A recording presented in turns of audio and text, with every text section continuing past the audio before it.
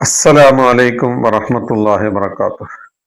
ബിസ്മില്ലാഹിർ റഹ്മാനിർ റഹീം. അല്ലാഹുമ്മ സ്വല്ലി വസല്ലിം അലാ മുഹമ്മദിൻ വഅലാ ആലി മുഹമ്മദ്. എല്ലാവർക്കും അള്ളാഹുവിന്റെ അനുഗ്രഹം ഉണ്ടാവട്ടെ.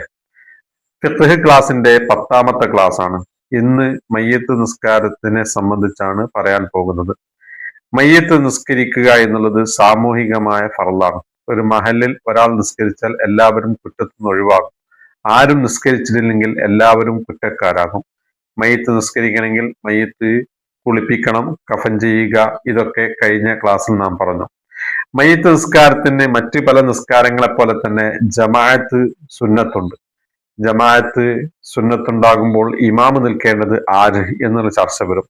ഇമാമിന് ഏറ്റവും യോഗ്യനായ വ്യക്തി മയ്യിത്തിന്റെ പിതാവുണ്ടെങ്കിൽ അദ്ദേഹമാണ്. അതിനുശേഷം അവരുടെ പിതാവ് വലിയുപ്പ, അതിനുശേഷം മകനുണ്ടെങ്കിൽ മകൻ, പിന്നെ മകന്റെ മകൻ, അത് കഴിഞ്ഞാൽ മയ്യിത്തിന്റെ സഹോദരൻ, സഹോദരന്റെ മകൻ, അതും കഴിഞ്ഞാൽ മയ്യിത്തിന്റെ ഉപ്പാന്റെ സഹോദരൻ, അത് അളാപ്പ, മൂത്താപ്പ, അവരുടെ മക്കൾ. അങ്ങനെ ആ ക്രമത്തിലാണ് പോകേണ്ടത്. മറ്റുള്ള നിസ്കാരങ്ങളെ പോലെ തന്നെ മയ്യിത്ത് നിസ്കാരത്തിന്റെ ഇമാമത്തിന്റെ ഷർത്തും മറ്റു കാര്യങ്ങളൊക്കെ യോജിക്കണം. എല്ലാവരും മകനാണ് എന്ന് വിചാരിച്ചാൽ ഫാത്തിഹ അറിയാത്തവൻ മയ്യിത്ത് നിസ്കരിച്ചാൽ അവനെ തുറന്നാൽ മറ്റുള്ളവരുടെ നിസ്കാരം പ്രയാസമാണ്. അതേപോലെ തന്നെ മയ്യിത്ത് നിസ്കാരത്തിന്റെ കൂലി, ജമാഅത്തിന്റെ കൂലി കിട്ടണമെങ്കിൽ ഈ ഇമാമത്ത് നിൽക്കുന്ന ആൾ ഫാസിക്ക് അല്ലാതിരിക്കണം, മുബത്തദി അല്ലാതിരിക്കണം. ഇതൊക്കെ മറ്റു നിസ്കാരങ്ങളെ പോലെ ബാധ്യതയാണ്. മകനാണ് എന്നതുകൊണ്ട് ആരും കയറി നിസ്കരിക്കുക എന്നുള്ള അർത്ഥത്തിൽ അതിനേക്കാൾ യോഗ്യത, നിസ്കാരവുമായി ബന്ധപ്പെട്ട യോഗ്യതയുള്ള ആളുകൾ ഉണ്ടെങ്കിൽ അവരാണ് നിൽക്കേണ്ടത്. ക്രമപ്രകാരം അയാൾക്ക് വിവരമുണ്ടെങ്കിൽ, ഈ പറയുന്ന യോഗ്യതയും ഉണ്ടെങ്കിൽ അയാൾക്ക് ഇങ്ങനെയാണ് ഇമാമത്ത് നിസ്കരിക്കേണ്ട ക്രമം. ഇനി മയ്യിത്ത് നിസ്കാരത്തിന് ഫർളുകളുണ്ട്, ഷർത്തുകളുമുണ്ട്. ഫർളുകൾ 7 ഫർളുകളാണ്. ഒന്നാമത്തെ ഫർള് നിയ്യത്താണ്. ഞാൻ ഈ മയ്യിത്തിന്റെ മേൽ ഫർളായ നിസ്കാരം നിസ്കരിക്കുന്നു. അയാൾ ഇമാമാണെങ്കിൽ ഇമാമാണെന്നും മൗമൂമാണെങ്കിൽ ഞാൻ ഇമാമോടൊപ്പം നിസ്കരിക്കുന്നു എന്ന് കരുതണം. നിസ്കാരത്തിന്റെ രണ്ടാമത്തെ ഫർള് നിൽക്കാൻ കഴിവുള്ളവർ നിൽക്കുക എന്നുള്ളതാണ്. മൂന്നാമത്തത് 4 തക്ബീർ ഉണ്ടായിരിക്കണം ഈ മയ്യിത്ത് നിസ്കാരത്തിന്. മറ്റൊരു ഫർള് 1-ാം തക്ബീറിന് ശേഷം ഫാത്തിഹ സൂറത്ത് ഓതുക. അത് കഴിഞ്ഞാൽ 2-ാം തക്ബീറിന് ശേഷം മുത്തുനബി സല്ലല്ലാഹു അലൈഹി വസല്ലമ തങ്ങളുടെ മേൽ സ്വലാത്ത് ചൊല്ലുക. അല്ലാഹുമ്മ സ്വല്ലി വസല്ലിം അലാ മുഹമ്മദ് എന്ന് പറഞ്ഞാലും നിർബന്ധമായത് കഴിഞ്ഞു. എന്നാൽ പൂർണ്ണമായ സ്വലാത്തിന്റെ രൂപം ഇബ്രാഹിമിയ സ്വലാത്താണ്. അല്ലാഹുമ്മ സ്വല്ലി അലാ സയ്യിദിന മുഹമ്മദിൻ വഅലാ ആലി സയ്യിദിന മുഹമ്മദിൻ കമാ സ്വല്ലൈത അലാ ഇബ്രാഹിമ വഅലാ ആലി ഇബ്രാഹിം വബാരിക് അലാ സയ്യിദിന മുഹമ്മദിൻ വഅലാ ആലി മുഹമ്മദിൻ കമാ ബാറക്ത അലാ ഇബ്രാഹിം വഅലാ ആലി ഇബ്രാഹിം ഫിൽ ആലമീൻ ഇന്നക ഹമീദും മജീദ്. ഇതാണല്ലോ ഇബ്രാഹിമിയ സ്വലാത്ത്. പക്ഷെ ഇബ്രാഹിമിയ സ്വലാത്തിൽ സലാമില്ല, സലാമും കൂടെ ഇതിൽ കൂട്ടിച്ചേർക്കണം. അല്ലാഹുമ്മ സ്വല്ലി വസല്ലിം അലാ മുഹമ്മദ് എന്നാണ് മയ്യിത്ത് നിസ്കാരത്തിൽ കൊണ്ടുവരേണ്ടത്.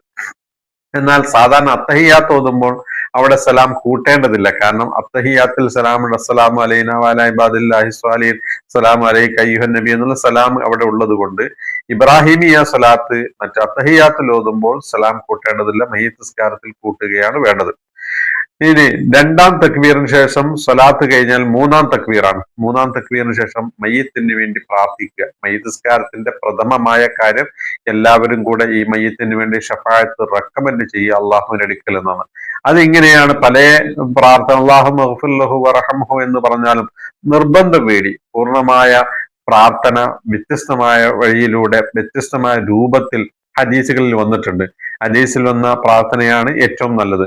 അതിലൊരു പ്രാർത്ഥന നമ്മുടെ നാട്ടിൽ ഒക്കെയും ചൊല്ലിക്കൊണ്ടിരിക്കുന്ന പ്രാർത്ഥന ഇതാണ്: അല്ലാഹുമ്മ ഗ്ഫിർ ലഹു വറഹംഹു വഅഫു അൻഹു വആഫിഹി വഅക്രിം നുസുലഹു വസ്സി മദ്ഖലഹു വഗ്സിൽഹു ബിൽ മാഇ വത്തൽജി വൽ ബറദി വനക്കിഹി മിനൽ ഖതായ കമാ യുനക്ക ثوബുൽ അബീദു മിനദ് ദനസ് വഅബ്ദിൽഹു ദാറൻ ഖൈറൻ മിൻ ദാരിഹി വഅഹ്ലൻ ഖൈറൻ മിൻ അഹ്ലിഹി വസൗജൻ ഖൈറൻ മിൻ സൗജിഹി അല്ലാഹുമ്മ അദ്ഖിൽഹുൽ ജന്നത വഅഇദുഹു മിൻ അദാബിൽ ഖബ്രി വഫിത്നതി വമിൻ അദാബിൻ നാർ എന്നുള്ള പ്രാർത്ഥനയാണ് നാം പ്രാർത്ഥിക്കാറുള്ളത്. ഇതിന്റെ പൊരുൾ ഇതിങ്ങനെ: അല്ലാഹുമ്മ ഗ്ഫിർ ലഹു, പടച്ചോനെ ഈ മയ്യിത്തിന് നീ പൊറുക്കണമേ, വറഹംഹു നീ കൃപ കാണിക്കണമേ, വഅഫു അൻഹു മയ്യിത്തിന് നീ മാപ്പരുളണമേ, വആഫിഹി മയ്യിത്തിന് നീ സുഖം നൽകണമേ, വആഫിഹി പിന്നെ അത് കഴിഞ്ഞ ശേഷം മയ്യിത്തിന് വേണ്ടി വീണ്ടും പ്രാർത്ഥിക്കുന്ന: അല്ലാഹുമ്മ അബ്ദിൽഹു, ഈ മയ്യിത്തിന് നീ പകരം, വനക്കിഹി മിനൽ ഖതായ അവരെ തെറ്റിൽ നിന്ന് നീ ശുദ്ധിയാക്കണമേ, കമാ യുനക്ക ثوബുൽ അബീദു മിനദ് ദനസ് അഴുക്കുകളിൽ നിന്ന് വസ്ത്രങ്ങളൊക്കെയും ശുദ്ധീകരിക്കുന്നത് പോലെ, വാബുദുൽഹു മയ്യത്തിന് പകരം കൊടുക്കണമേ. ദാറൻ ഖൈറൻ മിൻ ദാരി, അവരുടെ ഭൗതികമായ വീടിനേക്കാൾ മെച്ചമായ വീട് ചെല്ലുന്നിടത്ത്. പിന്നെ സൗജൻ ഖൈറൻ മിൻ സൗജിഹി വാഹിലൻ ഖൈറൻ മിൻ അഖ്ലി, മെച്ചമായ ഇണ, മെച്ചമായ കുടുംബം ഒക്കെ നീ നൽകണമേ. വാദ്ഖിൽഹുൽ ജന്നത്ത, മയ്യത്തിന് നീ സ്വർഗത്തിൽ പ്രവേശിക്കണമേ. വഅീദുഹു മിൻ അദാബിൽ ഖബർ, ഖബറിന്റെ ഫിത്നയെ തൊട്ട് ശിക്ഷയെ തൊട്ട് നീ കാക്കണമേ. ഫിത്നത്തി, അതിന്റെ കുഴപ്പങ്ങളെ തൊട്ടും മിൻ അദാബിന്നാർ, നരക ശിക്ഷയെ തൊട്ടും നീ കാക്കണമേ എന്ന് നാം പ്രാർത്ഥിക്കുകയാണ്. ഇതാണ് പ്രധാനപ്പെട്ട മയ്യത്തിന്റെ പ്രാർത്ഥന. എല്ലാവരും കൂടെ കൂടിയിട്ട് ഈ മയ്യത്തിന് വേണ്ടി ദുആ ചെയ്യുമ്പോൾ മയ്യത്തിന് സ്വീകരിക്കും. അള്ളാഹുവിന്റെ കൃപ കൊണ്ട് മുഅ്മിനീങ്ങളുടെ പ്രാർത്ഥന സ്വീകരിക്കും. 4-ാം തക്ബീർ ചൊല്ലിക്കഴിഞ്ഞാൽ ഈ പ്രാർത്ഥന സുന്നത്തുണ്ട്. അല്ലാഹുമ്മ ലാ തഹ്രിംനാ അജ്റഹു വലാ തഫ്തിന്നാ ബഅദഹു വഗ്ഫിർ ലനാ വലഹു. അല്ലാഹുവേ ലാ തഹ്രിംനാ അജ്റഹു, ഇതിന്റെ പ്രതിഫലം ഞങ്ങൾക്ക് നീ തടയരുതേ. ഞങ്ങൾ ഈ മയ്യത്തിന് വേണ്ടി നിസ്കരിച്ചു, അതിന്റെ കൂലി ഞങ്ങൾക്ക് നീ തടയരുതേ. വലാ തഫ്തിന്നാ ബഅദഹു, മയ്യത്തിന്റെ വിയോഗാനന്തരം ഞങ്ങളെ ഇവിടെ നീ കുഴപ്പത്തിലാക്കരുത്. വഗ്ഫിർ ലനാ വലഹു, അവർക്കും ഞങ്ങൾക്കും നീ പൊറുക്കണമേ എന്ന് പ്രാർത്ഥിക്കുക. അത് കഴിഞ്ഞാൽ മറ്റൊരു ഫർളാണ്, 7-ാമത്തെ ഫർളാണ് സലാം വീട്ടുക. അസ്സലാമു അലൈക്കും വറഹ്മത്തുള്ളാഹി വബറകാതുഹും കൂടെ കൂട്ടൽ സുന്നത്തുണ്ട്. ഇതാണ് മയ്യത്തിന്റെ നിസ്കാരത്തിന്റെ രൂപം. ഇനി ഇൻഷാ അല്ലാഹ് തുടർന്ന് ബാക്കിയുള്ള അനുബന്ധമായ കാര്യങ്ങൾ ഇനിയും പറയാനുണ്ട്. അല്ലാഹു സുബ്ഹാനഹു വ തആല സൂക്ഷ്മതയോടുകൂടെ ആരാധന നിർവഹിക്കുവാനും വേണ്ട കാര്യങ്ങളൊക്കെയും വേണ്ടതുപോലെ ചെയ്യുവാനും തൗഫീഖ് പ്രദാനം ചെയ്യുമാറാവട്ടെ.